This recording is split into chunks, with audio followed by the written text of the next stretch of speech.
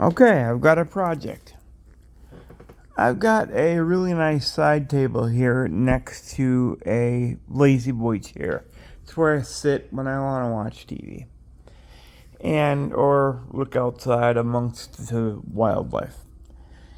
But I tend to have a lot of things to plug in. So I went online and I bought this thing from Topway. And these are not expensive at all, under $20. I think probably even under 15 you can get them. This one's got 6 outlets that are grounded even. So if there's any lightning, which in Arizona we don't get a lot of lightning, but if you're in Minnesota or something like that and there's lightning, anything plugged into here is protected. You have 2 USB ports, 1 USB-C for like cell phones and so forth, a reset button, and then you got your power switch here. And that does light up. It's hard to see, but when it's on, it does light up. Be careful not to drop it.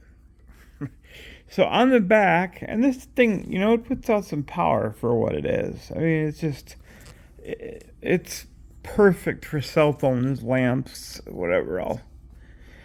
But what was happening is I had this on the floor, and I have a very mischievous cat named Jack, and he likes to drink sweet beverages, or he loves coffee. He's the weirdest cat. He loves to go in the bathtub. He's a weird cat. But anyway, he'll spill whatever I have here. It'll spill onto the floor and into that thing. And it's an absolute miracle that I haven't wrecked a cell phone or something. But I've never had a cell phone plugged in there when that happened. So rather than having this sitting on a horizontal plane, I decided, let's have this on a vertical plane, get it off the floor so that it's not going to hurt anything. On the back of this thing, it's got mounting holes. And although I'm probably going to get yelled at by people that say, no shit, but some people don't know how to use these mounting holes. Really, truly, honestly, there are people who do not know how to use those holes. The way these work is you measure, you put 2 screws into whatever you want this to hang on, and the screw heads then go into these holes, and you then push down and they lock into that smaller part. And if it's too loose, you take it off, you tighten the screw heads, you put them back in there, and you push it down again, and you make sure it's tight, and you keep on doing that until essentially this is nice and tight against whatever you want it to be. Now, you could sit and mess around with a ruler to do this. I found a better way. On Amazon, you can get a caliper for $5. I mean, they're nothing. And they're awesome to have. It takes guesswork. You got a ruler and you're like, is that 10 or is that 12 or whatever? Anyway, I like putting the sharp points of the calipers right here in the very center of, so if I had a pen I could show you, but right there in the very center of those mounting holes, not the big part, but right there in the very center. I take and I measure the distance. Now, I like to do it in millimeters because, everything is in inches. I dig it, but when something has to be this precise, I want to know an exact number. And in millimeters, This happened to be 65.5. Now this caliper you can have in inches or millimeters. I chose to, again, use millimeters. When I did it, they were 65.5. It's really hard to do with one hand, but trust me, that's what they were. They were 65.5 apart. I don't have this thing zeroed.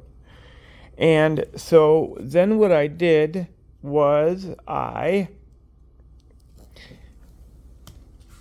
made sure that where I had decided to hang this thing, there was room for it.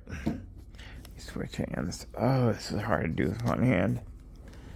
Okay, so I made sure that there was room for where I was going to hang this thing.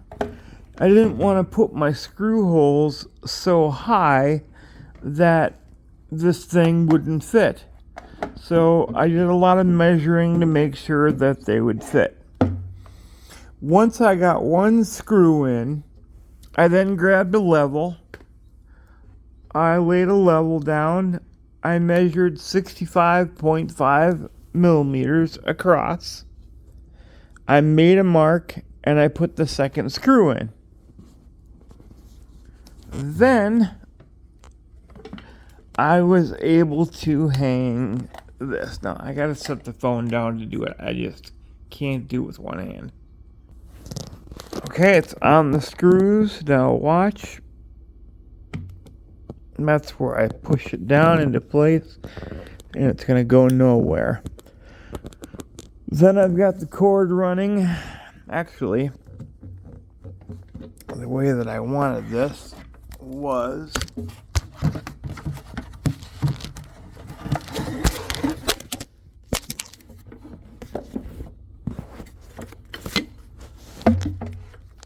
under the table. Okay, now cord runs down, it runs under the table, it runs against the wall back towards behind a plant. And now the allegiance table is protected from spills by what I'm about to do. And the outlet strip is not going to get root beer and coffee and whatever. So then what I did was I got myself a nice little rug. And on one side of that rug, I put packing tape. And I'll trim that off so it looks nice or whatever. So that when it drapes over, just a little added protection. And not only that, but if I can find it, I went out and I got some Scotch Guard. And I love this stuff. There's two types of Scotch Guard. And I asked the guy about them. And he said, well, regular Scotch Guard is good stuff. It's a protective layer. You spray it on your stuff. He said the analogy that I use, he said, is a watch that you can wear and maybe get wet when you're washing your hands, or a watch that you can wear if you want to go swimming and dive down to the bottom of the pool. And so the way to use this stuff, I like to get real close and get around the edges in a nice long stroke. Then what the can says is get 6 to 8 inches away and overlapping strokes, and that's what I did. And then let it dry. And that's the important part, because if you touch anything while it's wet, you have ruined the whole thing. So, by the way, my house is messy because my parents just moved and I'm sort of moving things around. You could tell that I make guitars. I buy them, sell them, fix them, repair them, collect them, anything guitar. So that's why there's so many of those around. But anyway, I'll trim that off with some scissors so that you can't see them. See that? And now the doily or blanket or whatever that's on there will protect.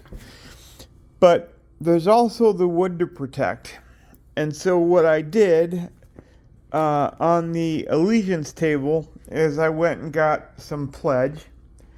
And I pledged the allegiance to the flag of the United States of America.